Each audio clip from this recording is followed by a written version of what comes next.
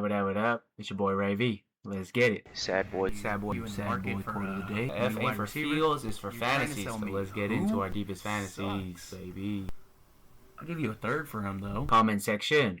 Armando wonders how you end up in a baby room. Laughing face emoji. Was hoping nobody would notice. Sometimes the scenery just not vibing for the video and I gotta move somewhere else, man. I was also babysitting my niece and I had to run away from her. She was crying downstairs. It's cool. It got handled. I'm the babysitter, but I just passed her off to her mom. Armando also declares, your Panther shirt is disgusting, bro. Damn, not the Bryce Young x T-Mac hater over here. Damn, that's crazy. Panthers? You ain't rocking with the Panthers is crazy, dog. PJ Redacted jokes. When you say buy low for Mims, do you mean use less fab when you bid for him in free agency? Hey man, I'm not gonna lie, that's fair as hell. That's fair as hell. My mindset when I make these, especially the last buy low of the video, is gonna be someone disgusting and probably only desirable in a crazy 20 bench spot league. I'm trying to cater to that crowd too. Selfishly, I'm researching for myself too because that orphan league I'm in, 20 bench spots deep, I'm just trying to find whatever value I can to throw at the end of my bench if you want the truth. Anthony ponders, I just traded Bryce Young away for some picks. Am I cooked? Hey, it depends on what you got out of him. If it was for anything equivalent to what I said in this buy low video, or even worse, even less than that, you're probably cooked, brother. Hopefully he was your third or fourth QB though, so it won't look as bad. And hopefully it's a super flex league and not a 2 QB league. And